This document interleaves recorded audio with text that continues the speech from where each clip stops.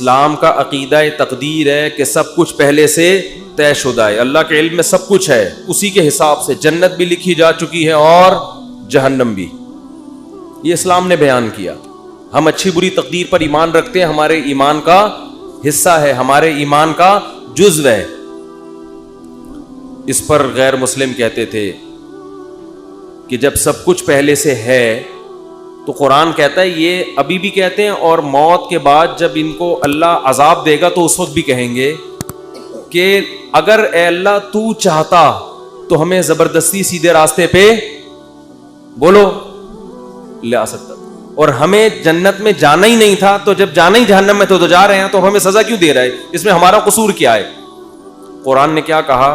قل هل عندکم من علم فتخرجوه لنا, تمہیں پہلے سے یہ علم تھا کہ تم نے جہنم میں جانا ہے؟ اگر تھا تو لے آؤ. جواب سمجھ میں آیا؟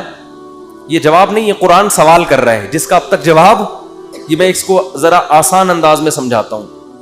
قرآن نے تو آسان میں, لیکن عربی میں ہے نا, تو میں اس کو اردو میں آسان انداز میں سمجھاتا ہوں. بہت سے لوگ تقدیر کے عقیدے کی وجہ سے کہتے ہیں کہ بھائی جب ہماری قسمت میں گناہ لکھا ہوا ہے, قسمت میں ہر چیز لکھی ہوئی ہے, صرف عمر نہیں لکھی ہوئی کتنا زندہ رہنا ہے, ایک ایک پکوڑا آپ کی قسمت میں لکھا ہوا ہے. حقیقت بتا دوں کہ کتنا کھانا ہے کتنا نہیں کھانا, ایک ایک سموسہ لکھا ہوا ہے, کیونکہ اللہ کا علم تو کامل ہے نا, اللہ کو تو سب پتا ہے کس نے کتنے پکوڑے کھانے ہیں کتنے نہیں کھانے, کس نے معذرت کے ساتھ کتنی شادیاں کرنی ہیں کس نے نہیں کرنی, کس کے کتنے بچے ہوں گے کس کے نہیں ہوں گے, کس کے بیٹے ہوں گے کس کی بیٹیاں ہوں گے, سب کچھ, کون جنت میں جائے گا اور کون جہنم میں جائے گا, کون فلاں موقع پہ گناہ کرے گا کون فلاں موقع پہ نیکی کرے گا, ایک ایک چیز پہلے سے طے شدہ ہے. یہاں لوگ سوال پوچھتے ہیں کہ جب پہلے سے طے شدہ ہے تو ہم تو اسی کے حساب سے گناہ کر رہے ہیں نا, تو ہمیں اس پہ سزا کیوں ملتی ہے؟ سمجھ میں آ رہی ہے بات کہ نہیں آ رہی ہے؟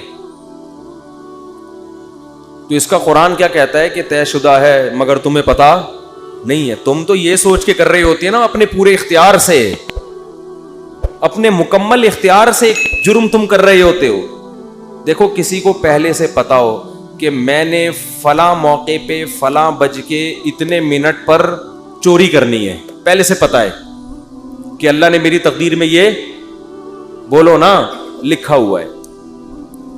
اب آپ کو پتا ہے یار تقدیر کبھی ٹلتی نہیں ہے, ہفتے کے دن دوپہر 2:03 پر میری تقدیر میں لکھا ہے کہ میں مسجد سے چپل چوری کروں گا. آپ جاؤ 2:03 پہ مسجد سے چپل چوری کرو. اللہ جب آپ کو قیامت کے دن پکڑے سزا دے چوری پہ, تو آپ کہنا اللہ مجھے پہلے سے پتا تھا, میری تقدیر میں لکھا ہوا تھا, میں نے لوح محفوظ دیکھ لی تھی. تو اللہ آپ کو سزا نہیں دے گا, کیونکہ اللہ نے خود کہا ہے کہ لوح محفوظ میں جو چیز لکھی ہوئی ہے وہ چینج نہیں ہو سکتا. اللہ میں تو مجبور تھا, مجھے پتا تھا, میں نہیں بھی کرتا تو مجھے تقدیر کھینچ کے لاتی اور میں چپل چوری کرتا. لیکن آپ کو پہلے سے پتا نہیں ہوتا. جب پتا نہیں ہوتا تو آپ اپنے اختیار سے کر رہے ہوتے ہیں. سمجھ میں آ رہی ہے بات؟ اپنے اختیار سے جا رہے ہوتے ہیں, اپنے اختیار سے چپل چوری کر رہے ہوتے ہیں, اپنے اختیار سے پکڑے جاتے ہیں. اس کی مثال اور آسان کر کے, ایک دن کیا ہوا, زید نے بکر کا قتل کر دیا. زید نے کیا کیا؟ بکر کو قتل کر دیا. ہفتے کے دن 2:03 پہ آپ نے زید کو پکڑ لیا, بیٹا تو نے بکر کو قتل کیا ہے, ہم تجھے کیا کریں گے؟ قتل کریں گے سزا کے طور پر. زید کہتا ہے دیکھو بکر کی تو عمر اتنی تھی, بکر نے اس سے زیادہ زندہ نہیں رہنا. ہمیں پتا ہے ہر آدمی کی عمر پہلے سے طے شدہ ہے, تو زید نے تو اتنے ہی سال زندہ رہنا تھا. حدیث میں آتا ہے ماں کے پیٹ میں جب بچہ ہوتا ہے تو پہلے سے فرشتہ لکھ کے چلا جاتا ہے کتنے عرصے کے لیے زندہ رہے گا یہ. تو اس نے تو ہفتے کے دن 2:03 پہ مرنا تھا, اس سے زیادہ ہی اس نے زندہ نہیں رہنا تھا. بتاؤ سچ کہہ رہا ہوں؟ آپ کہیں گے بھائی بالکل سچ کہہ رہا ہے. لیکن آپ اس بیس پہ زید کو چھوڑ دو گے؟ آپ بولو گے کہ یہ بات اللہ کو پتا تھی, کسی اللہ کے علاوہ کسی کو پتا نہیں تھی. تیری نظر میں تو وہ ابھی زندہ رہنے والا تھا, تو نے تو اپنے اختیار سے جا کے اس کو 2:03 پہ قتل. یہ تو قتل کے بعد پتا چلا ہے کہ اس نے زندہ رہنا تھا, تجھے تھوڑی پتا تھا. اگر زید کی سمجھ میں یہ دلیل نہ آئے نا اور کہے نہیں نہیں نہیں میں نے تو مارنا ہی تھا, تو آپ زید کو بولے ٹھیک ہے پھر ہم تجھے قتل کرتے ہیں. اور جب تیرے وارثین آ کے پوچھیں کہ کیوں مارا تو ہم کہیں گے اس لیے کہ اس کی عمر اتنی ہی تھی, اس نے اس دن اتنے بج کے اتنے منٹ پہ مرنا ہی تھا. یہ دلیل زید اپنے خلاف کبھی بھی نہیں مانے گا, دوسرے کے خلاف مانے گا.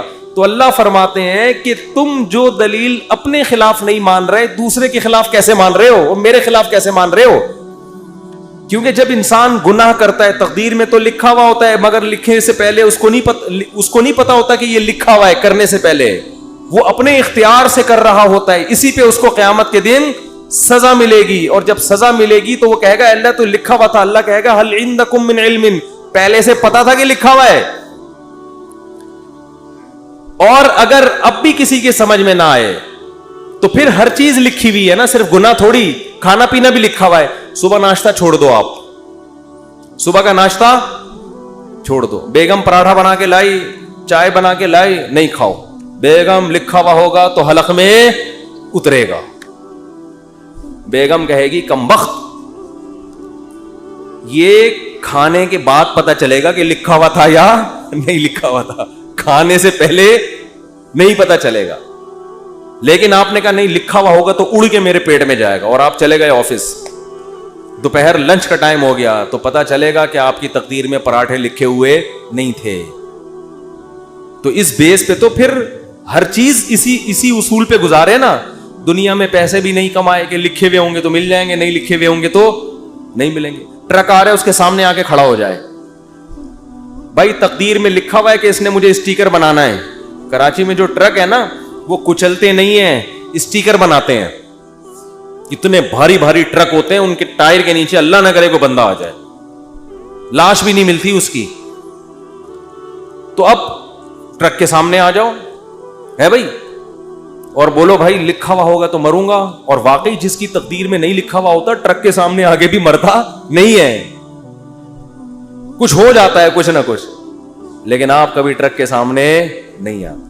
تو جو آدمی زنا کر رہا ہے, یار تقدیر میں لکھا ہوا ہوگا تو بچ جاؤں گا, نہیں لکھا ہوا ہوگا تو اس کو بولو تو ٹرک کے سامنے بھی آ جا, تقدیر میں لکھا ہوا ہوگا تو مرے گا, نہیں لکھا ہوا ہوگا تو نہیں مرے گا. ہمیں پہلے کچھ نہیں پتا, اسی پر امتحان ہے, آزمائش اسی پر ہے. اللہ کو تو پتا ہے سب کچھ, ہمیں نہیں پتا. اگر ہمیں بتا دیتا پھر آزمائش ختم, پھر ہم نہ زندگی کی فکر کرتے نہ کھانے کی فکر کرتے. میں بیٹھا رہتا, بھائی بیگم مجھے آج پتا ہے, میں نے لوہے محفوظ میں چھانک کے دیکھا ہے کہ میری تقدیر میں 4 شادیاں. پراٹھوں سے زیادہ مزے کی مثال کون سی ہے؟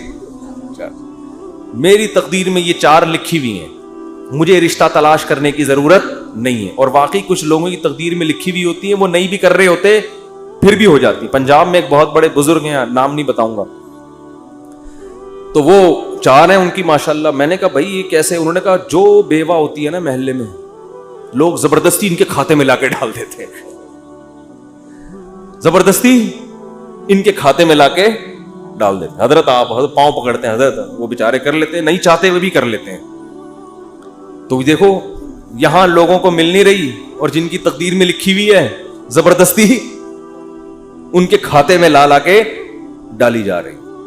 تو شکر ہے 4 سے زیادہ کی اجازت نہیں ہے, ورنہ پنجاب کی ساری بیوائیں اور مطلقہ ان کے کھاتے میں. بڑے نیک ہیں وہ بزرگ, بہت نیک ہیں. تو اس لیے قرآن یہاں بھی بجائے آپ کا سوال کا جواب دینے کے نا کہ تقدیر میں لکھا ہوا ہے, قرآن آپ سے سوال کر لیتا ہے الٹا. تو یہ بھی ایک دلیل سے بات کرنے کا طریقہ ہوتا ہے کہ آپ اگلے کا سوال دینے کے بجائے آپ کہیں چل مان لیا تیری بات ٹھیک ہے, لیکن پھر ہمارا اس پہ یہ سوال ہوتا ہے, اس کا تو جواب دے. وہ قیامت تک بوکھلاتا رہتا ہے, اس کے پاس اس کا جواب نہیں ہوتا. تو ہمارا ایمان ہے, ہمارے ایمان کا حصہ ہے یہ چیز کہ ہر چیز پہلے سے طے شدہ ہے, جنتی بھی جہنمی بھی سب کچھ. کل میسر لما خلق لا, حدیث میں آتا ہے کہ جس کو اللہ نے جو جہاں کے لیے بنا ہے نا اس کو ویسے اعمال کی توفیق ملتی ہے. اب ہمیں نہیں پتا ہمیں اچھے اعمال کی توفیق ملے گی یا برے اعمال کی, کر کے دیکھ لو. اگر اچھے اعمال کرنا شروع کر دو گے اس کا مطلب جنت لکھی ہوئی ہے, برے کرنا شروع کر دو اس کا مطلب جہنم لکھی ہوئی ہے. تو یہ آپ اس لحاظ سے تقدیر آپ کے ہاتھ میں ہے کیونکہ ہمیں علم نہیں ہے. اور اللہ نے یہ قرآن میں جگہ جگہ کہہ دیا لا یظلم ربک احدا, تیرا رب کسی پہ ظلم نہیں کرے گا. ایک آدمی جنت میں جانا چاہتا ہے, میں زبردستی اٹھا کے تقدیر کی وجہ سے جہنم میں پھینک دوں, ایسا نہیں ہوگا. اور ایک آدمی جہنم میں چھلانگ مارنے کی کوشش کر رہا ہے اور میں اس کی تقدیر میں لکھ دوں کہ یہ جنتی ہے, نہ ایسا نہیں ہوگا. تیرا رب کسی پہ ظلم نہیں کرے گا. سمجھ میں آ رہی ہے بات کہ نہیں آ رہی؟ تو میں قرآن کا انداز بتا رہا ہوں کہ قرآن بسا اوقات سوال کا جواب دینے کے بجائے کیا کر لیتا ہے, سوال اٹھا لیتا ہے. تو یہ ہمیں اس سے سبق ملتا ہے کہ اہل باطل کے ہر اعتراض کا جواب مت دیں, بلکہ الٹا ان سے سوال پوچھنا شروع کر دیں.